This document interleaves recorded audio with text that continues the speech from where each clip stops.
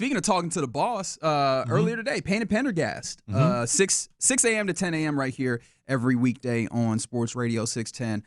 They had in the boss for the Houston Texans, the general manager, Nick Caserio, and they had him for a good long minute. He was just in there having a good time talking about all sorts of things, training camp, preseason leading into this team and this game, and then also, obviously, going into the game. But one of the things that, obviously, the main conversation for a majority of training camp was, of course, Dameon Pierce, the running back situation. And we got various kind of quotes and things from D'Amico Ryans over the course of things, maybe a little bit on Caserio, but I think that Payne and Pendergast, they really relished the opportunity to talk directly to the source, hear from the horse's mouth, kind of what were they seeing from Dameon Pierce, and what are their thoughts on maybe like the third-year running back in this third season? DP's had a good attitude. He's worked really hard. I think, the weight, honestly, he's been overblown. He's got good contact balance. He runs low to the ground. He can break tackles. In practice, we're not tackling. We're not anybody to the ground. So you're just looking for do they execute the assignment? Do they have the right techniques? So at some point, we're going to need everybody that's on this football team to make a contribution. So whether it's DP, whether it's Cam Akers, whether it's J.J. Taylor on the practice squad, whomever it might be. So DP's had a great attitude. He's had a great approach. He's in condition. He was out there every day. And we've talked about this. I've talked about this. I'd say there's a lot of things that DP dealt with last year on a personal level that not too many people were aware of. And I think that's where you see the intersection of we kind of lose sight of sometimes that they're football players, but we're all people, and we care about them as much as men and people as we do what they do on a football field. I would say overall, DP's in a good spot. I think he's going to help our football team this year. We'll take it one day at a time, and whenever the opportunities present themselves, you're looking for people to capitalize, and, we're not going to jump to any conclusions. We're not going to make any decisions. We're ultimately going to do what we feel is best for the football team. So hopefully your fears can subside here, and, you can get a good night's sleep now and not have to worry about that. I think Seth had said that, one of the things he was concerned about, which you've heard, he's talked about it Keeps quite you a up bit. at night. The idea of, Dameon Pierce not having the same heft, and maybe that leading to him not breaking as many tackles, which was probably the thing that you could say was his primary, I guess, talent, for lack of a better term. Was finishing. He had that finishing ability with the strength, and maybe he lost that.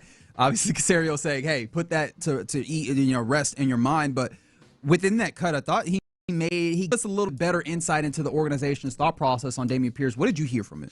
Well, I think you have to separate two thoughts there. The second one on, well, he had some things going on a personal level. And so that's where you almost have to kind of extract yourself from the football criticism, critiquing, et cetera, and say, okay, we don't need to know that. Certain things need to be private, but he had something. So you almost have to sort of separate that and say, all right, well, that makes it a little more understandable.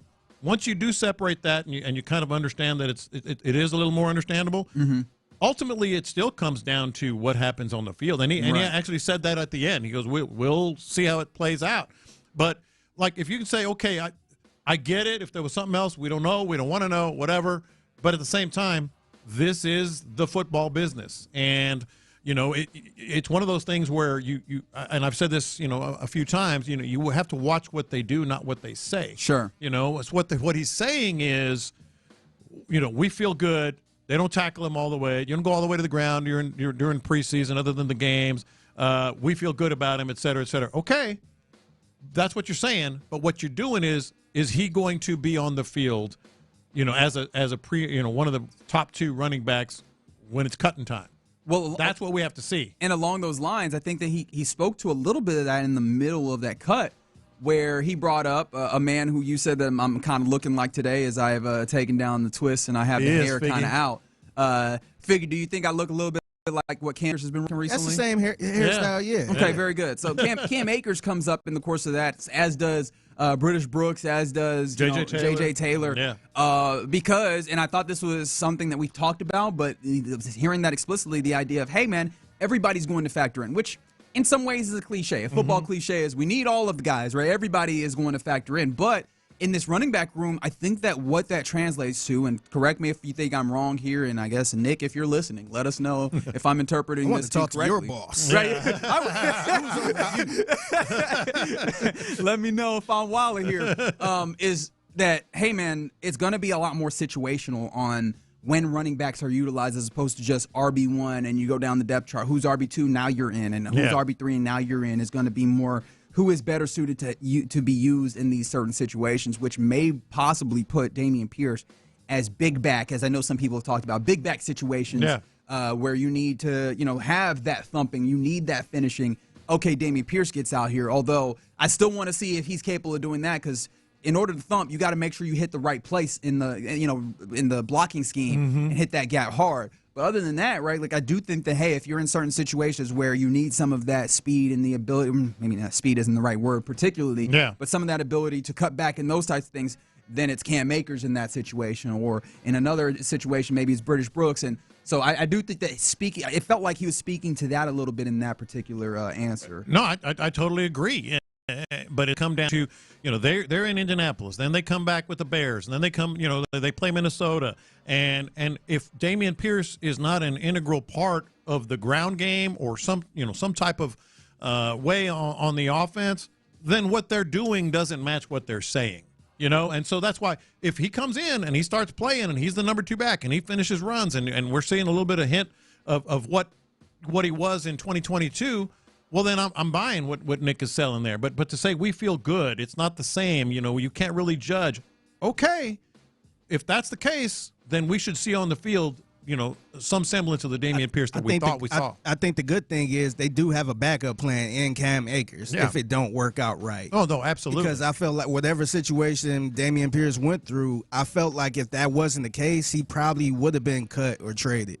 But for the simple fact that, I was shocked they brung both of them. I thought Cam Akers going to unfortunately be the one out because of their love for Dameon Pierce. But it seemed like they got a backup plan in Cam Akers just in case. And why not keep Dameon Pierce on the team? Yeah, speaking of found money, as it was talked about last segment with Robert Saleh talking about Hassan Reddick. Changing the couch. Right. Like, this was real found money when you talk about Cam Akers, a dude that you just asked to come on down because he was in town, and ultimately you found a dude who is going to be quite an insurance policy if Dameon Pierce is not the Dameon Pierce of a couple of years ago, if he is somewhat diminished or not capable of playing at the same level. I did find this interesting because we talked about kids, and one of the guys that you had predicted a little bit and that ultimately did show up was Stephon Diggs. And Payne and Pendergast asked Nick Caserio, general manager of the Texans, about the leadership of Stephon Diggs and if it surprised him at all. Well, I think one thing that you observe over the course of time, and when you're around good players and you're around good teams, there's a lot of discourse and dialogue with the other side of the ball, because ultimately we're competing against one another, but when we go out there on Sundays, we're one team. So what can we do to help each other? So if you're a receiver and you're running a route against a corner, whether it's Sting or Lassiter, and let's say the receiver has the advantage or he uses some technique to get open, or, okay, then you go back and then they have some dialogue. Hey, what are you thinking on that? Well, if your technique is here, if you're playing inside levers, like, here's what I'm looking to do. So you want players to communicate amongst each other, and this goes back to, not to use D'Amico's quote or steal it, which I'm not stealing it, but it's just about what the program is about. Iron sharpens iron. So you're making each other better. So you want your players to work with one another to make them better. So it's no different than CJ having a conversation with Aziz. So if we're playing, some kind of zone coverage and, CJ goes somewhere with the ball, maybe he wasn't anticipating where the defender was going to be. He might ask him, hey, what were you looking at on that player? What did you see? And vice versa. Look, man, Stephon Diggs, since he's come in, has done nothing but act like a veteran who should be a captain. Right, and I guess that got into two, because the second part of that is where he brought back around that Diggs is doing some of those things that you kind of typically understand and expect in those types of situations where, the iron sharpens iron type effect to it. But yeah, he's been a consummate pro, and I feel like that's something that's going to take this offense to another level. I mean, it has to, right? Oh, absolutely. Forget just what his talents are. Like they're realizing, there are players, probably the majority of the players on this team, they might have heard a couple things about Stephon Diggs, but they didn't know. They might have believed some of the stuff in Minnesota and Buffalo that we're finding out is really maybe overblown.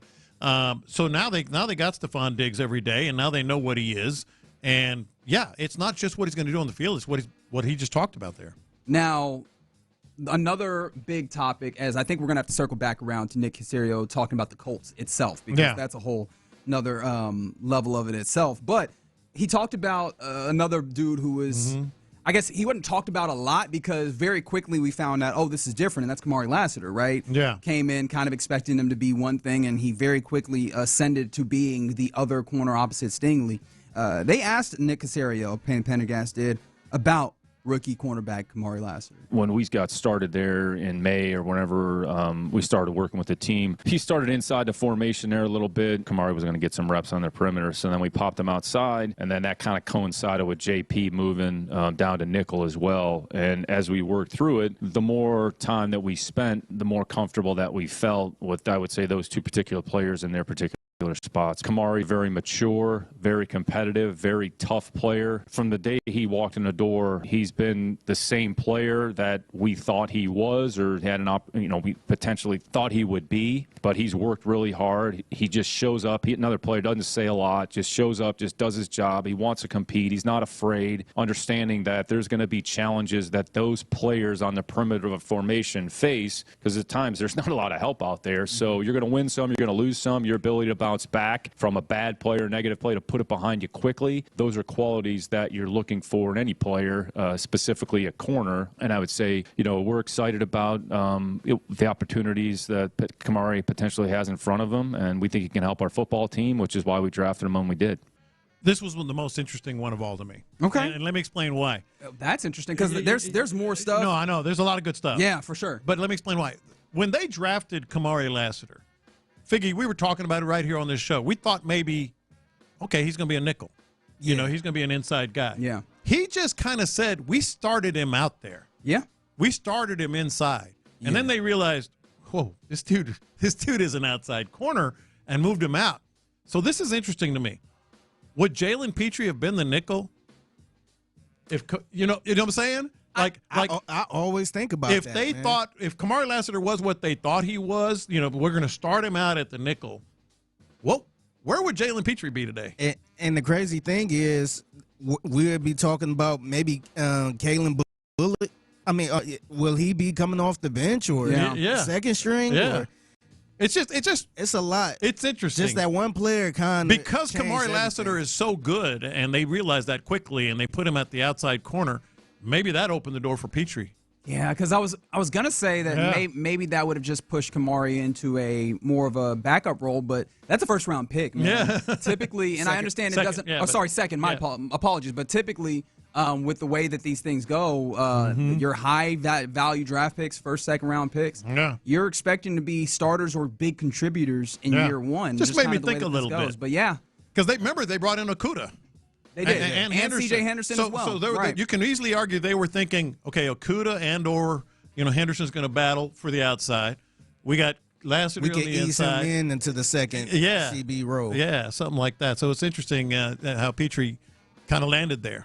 Man, Nick Caserio spent a whole hour with Payne and Pendergast. There's a lot of stuff, including some things about how this Colts offense kind of factors in. So we'll talk about that. There's also some just kind of larger topic things that we can also revisit. So we'll circle back around probably 1 p.m. We'll talk more about what Nick Caserio talked about with Payne and Pendergast this morning right here on Sports Radio 6.